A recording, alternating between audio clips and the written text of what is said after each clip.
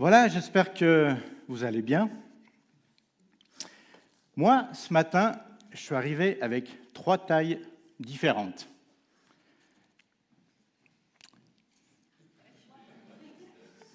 Je vous explique.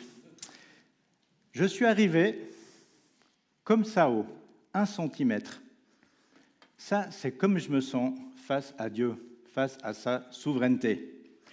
Après, je suis arrivé avec qui je suis. Alors bon, 1,70 m, il n'y a rien de magique. Et puis, je suis arrivé aussi avec ces 1,70 m, mais rempli en fait de la présence de Dieu. Parce qu'il y a eu des fois dans ma vie où mes 1,70 m, il faisait toujours 1,70 m, mais il y avait quelques vides. Et aujourd'hui, je veux dire en fait que j'arrive aussi rempli de l'Esprit de Dieu qui vit en moi et qui vit en nous, et je me réjouis. Mais je vous avoue aussi que si j'avais pu ramper sous la moquette, alors il n'y a pas de moquette, mais et puis arriver aussi petit que ça, en fait, c'est un petit peu comme ça que je me tiens devant vous et devant Dieu.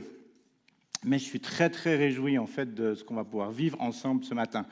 Alors, Salomé a dit que j'allais amener un message. Alors, plus qu'un message, ça va être peut-être la reprise de certains points qui avaient été partagés lors d'une soirée jeudi soir. On avait eu une soirée sur le thème de la guérison. Et suite à cette soirée, on s'était dit, maintenant, on va mettre les choses en pratique et on va vivre ça dans le culte. Alors, je vais reprendre certains points, l'idée étant de clarifier certaines choses, que ce soit clair, qu'est-ce qu'on vit, qu'est-ce qu'on pense, qu'est-ce qui est véhiculé dans cette église, et c'est ce que je vais faire maintenant. Prier les uns pour les autres, moi je me réjouis. Moi je trouve que c'est quelque chose d'important. Et je sais aussi que ça fait partie de certaines demandes, et je me réjouis en fait vraiment qu'on puisse vivre ça. Parce que je crois que c'est une dimension dans laquelle, en tant qu'Église, nous sommes entrés à rentrer encore plus.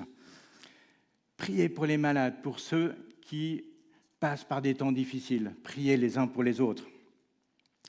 Alors j'aimerais dire que chaque guérison est à recevoir comme un cadeau de Dieu à titre personnel, mais aussi comme un cadeau de Dieu pour son Église en termes d'encouragement. Parce que nous sommes encouragés lorsque nous voyons quelque chose se passer. Alors, chose toute simple, mais vraie, pour être capable de demander la prière, nous devons aussi reconnaître et accepter peut-être certaines blessures, certaines choses qui sont là. Il y a peut-être des choses depuis longtemps, on dit ouais, je mets ça de côté. Mais si on veut demander la prière, il faut peut-être reprendre ces choses, les reconnaître et les amener devant Dieu. Et ainsi, on pourra demander aux autres de prier pour nous. Prier pour demander la guérison ne signifie pas nous substituer à ce que la médecine peut nous apporter. Et je crois que c'est un point important. Et je crois d'ailleurs, et je suis convaincu que Dieu se réjouit et veut bénir le travail de tous ceux qui œuvrent dans le médical. Et soyez bénis, parce que je crois que c'est vraiment important. Prier pour demander la guérison est une démarche qui peut être complémentaire, et c'est surtout, en fait, une réponse à ce qui nous est demandé à notre échelle, à savoir prier les uns pour les autres. La prière n'est pas un acte magique en soi. Prier, c'est tourner nos cœurs vers Dieu en reconnaissant notre besoin, énorme peut-être, de son action dans nos vies. Dieu est souverain. David, au travers du psaume 103, verset 19, dans la traduction Nouvelle Française Courant, nous dit ceci: « Le Seigneur a établi son trône dans les cieux, il règne sur tout ce qui existe. » Dès lors, il est impératif de considérer Dieu en tant que Dieu. Je m'explique. Nous croyons que Dieu peut guérir qui que ce soit et de quoi que ce soit. Dans sa souveraineté, il peut répondre à nos prières de la manière dont nous le lui avons demandé, mais il peut aussi y répondre différemment. Ce qui pourrait, par exemple, signifier ne pas guérir comme nous l'avons demandé, guérir une autre partie de notre corps, peut-être quelque chose de plus profond, quelque chose d'enfoui, quelque chose qui est dans nos profondeurs. Dieu était souverain, Dieu est souverain et Dieu restera souverain. Paul, lorsqu'il écrit à l'église de Corinthe au sujet de son écharpe dans la chair, autrement dit de ce qu'il fait souffrir, il dit ceci: « 3 fois, j'ai supplié le Seigneur de l'éloigner de moi, et il m'a dit, ma grâce te suffit, car ma puissance s'accomplit dans la faiblesse.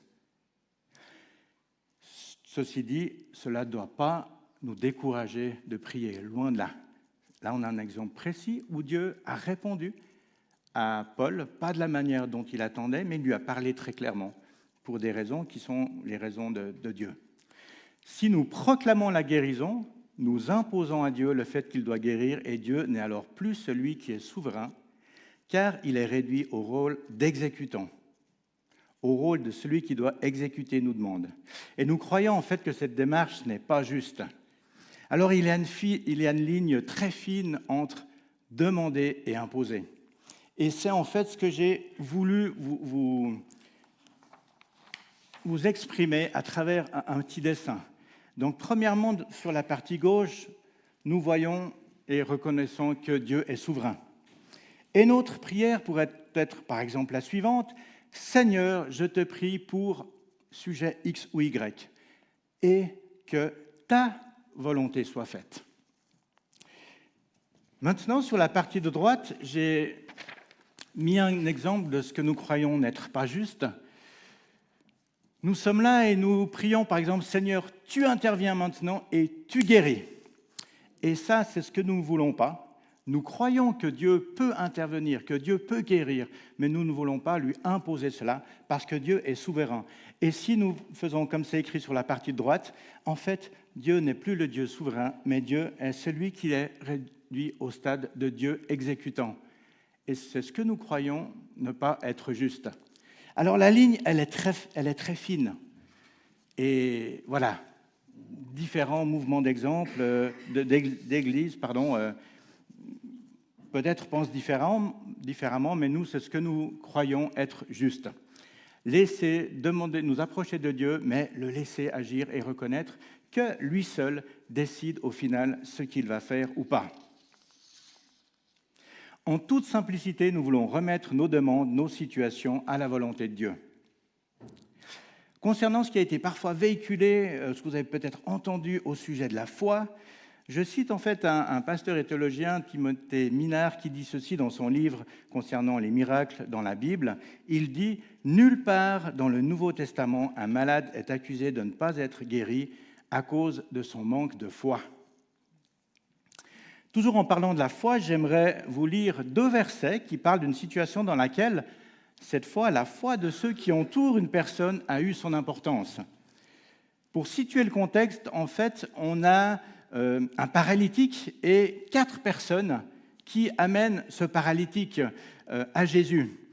Ils vont enlever quelques tuiles, bref, ils vont passer par le toit, faire descendre le paralytique pour l'amener à Jésus. Et dans Marc chapitre 2, verset 5, nous lisons ceci. « Voyant leur foi, donc la foi des 4 hommes, Jésus dit au paralytique, « Mon enfant, tes péchés sont pardonnés. » Et un peu plus loin, au verset 11, « Je te le dis, lève-toi, prends ton grabat, ton brancard, et retourne chez toi. » La foi des amis, des 4 personnes qui ont amené le paralytique jusqu'à Jésus, a été reconnue et reçue. Très intéressant. Donc nous, quand nous prions pour quelqu'un, notre foi est importante aussi. Et moi, je trouve que c'est un exemple fantastique de ce que nous pouvons faire aussi quand nous nous mettons ensemble pour apporter quelqu'un dans la prière. Aujourd'hui, dimanche 10 mai, nous sommes dans ce que nous avons coutume d'appeler le déjà et le pas encore. Et je reviens un tout petit peu en arrière, j'aimerais juste dire, par rapport à ce déjà et pas encore, en fait, Dieu guérit. Oui, il guérit et c'est ce que nous croyons. Concernant l'assurance de la guérison totale, la Bible nous dit que celle-ci interviendra au retour de notre Seigneur Jésus-Christ. Et je reviens à ce déjà et pas encore du royaume de Dieu. Le déjà, premièrement, parce que le Saint-Esprit, l'Esprit de Dieu, vit en nous et nous permet déjà de vivre une certaine réalité de son royaume. Le déjà aussi lorsque Dieu miraculeusement intervient dans une vie. Nous vivons le déjà du royaume, des prémices du royaume. Mais le pas encore parce que nous savons que la totalité de ce qui nous est promis nous sera accordé au retour de Jésus. Donc il y a cette tension, nous croyons que Dieu peut agir et il agit, mais il est souverain et il décide comment il agira. Et certaines choses, nous pouvons les obtenir selon la grâce de Dieu, mais nous savons que nous avons l'assurance que nous les aurons, en tout cas au retour de Jésus-Christ. N'oublions pas que le cadeau ultime auquel nous avons maintenant déjà accès, c'est la réconciliation avec Dieu au travers de Jésus-Christ. Et c'est, je crois, ce qui est quand même le plus important. Cela n'enlève rien au fait de prier les uns pour les autres, au fait d'amener certains sujets. Mais le plus important, c'est que nos cœurs puissent être guéris, que nous puissions comprendre qu'en Jésus-Christ, nous avons accès à la vie éternelle. Et ça, c'est le plus grand cadeau. Un autre point que j'aimerais aussi aborder, ça pourrait être le fatalisme. Ce qui pourrait nous appeler à dire « Oh, mais de toute façon, je suis malade, et puis c'est la volonté de Dieu, il faut l'accepter, cela ne sert à rien de prier, etc. etc. » Alors, si je reviens sur l'exemple de Paul, Dieu lui a parlé et Dieu lui a dit « Je ne vais pas te guérir de la manière dont tu attendais. » Mais Dieu a été clair. Et tant que Dieu n'est pas clair, tant que Dieu ne nous a pas dit clairement « Non, je ne vais pas te guérir ou je vais te guérir comme ceci ou comme cela », nous ne voulons pas tomber dans le fatalisme et dire « De toute façon, c'est ce qui doit m'arriver, je savais que ça allait arriver comme ça, etc. » Non, je crois que cela est faux. En priant et en préparant ce temps de culte, Dieu m'a interpellé et il m'a montré ceci. Nous sommes fils et filles de Dieu. Nous ne sommes pas simplement ou seulement le résultat de notre construction personnelle, c'est-à-dire de ce que nous avons vécu et construit jusqu'à aujourd'hui. Nous ne sommes pas définis par notre job, notre capacité à, définis par nos exploits ou nos misères. Nous sommes ses fils et ses filles. Et ce qui nous définit, ce qui devrait nous définir, est notre identité de fils et de fille de Dieu le Père. Ma vraie identité, ta vraie identité, prend place dans la filiation au Dieu trois fois saint. Alors attention, ça ne signifie pas du tout que je dois rayer de ma vie tout ce qui représente le parcours, mais simplement, ma vraie identité se trouve dans qui je suis en Dieu. Et ce matin, je crois que Dieu veut venir guérir aussi certaines choses dans l'identité de certaines personnes au milieu de nous, sans jugement, mais dans l'amour, parce que Dieu nous aime. Je ne vais pas parler beaucoup plus par rapport à... Voilà, il y a déjà beaucoup de choses qui avaient été dites lors de la fameuse soirée, mais j'aimerais peut-être conclure de la manière suivante en citant 1 Thessaloniciens chapitre 5, verset 18. « Soyez reconnaissants en toutes circonstances. Voilà ce que Dieu demande de vous dans votre vie avec Jésus-Christ. » Alors maintenant, concernant la suite de ce qui va être vécu, il y aura un temps de Sainte Seine, etc. Et puis, lorsque vous passerez pour prendre la Sainte Seine, donc vous passerez tour de rôle devant, il y a un petit panier qui est là devant avec des stylos et des petits papiers. L'idée étant que si vous désirez qu'on puisse prier pour vous, vous puissiez marquer votre nom, le sujet, et une fois que la Sainte Seine sera finie, une fois qu'on aura récolté les petits papiers, vous pouvez les reposer là, en fait, je prendrai le temps simplement de lire, et puis alors, si vous m'écrivez un pavé, je ne vais peut-être pas lire tout le pavé, mais je mettrai, Bertrand désire qu'on prie pour lui, pour sujet X ou Y. L'idée dans tout ça, j'aimerais la préciser, ce n'est pas de faire du voyeurisme, ce n'est pas de dire « Oh, il y a celui qui veut ceci ou qui veut cela ». Non, l'idée, c'est de se dire « Il y a différents sujets ». Et puis, en tant que famille, on veut entourer les personnes. Après, si vous désirez qu'on prie pour vous, mais vous ne voulez pas que je cite la chose, mettez juste en parenthèse, ou vous ne mettez pas dire ou je ne sais pas quoi. Donc, il n'y a aucune obligation. Hein. Encore une fois, vous vous sentez libre d'écrire ou de ne pas écrire, et moi, je partagerai en fonction de ce qui a été écrit. Et suite à ça, on prendra un temps tous ensemble pour prier. Par rapport à la prière, on va faire ça tout simplement. On va invoquer la présence de Dieu. On va demander qu'il puisse intervenir selon les différents sujets. On va proclamer aussi que nous sommes ses fils et ses filles.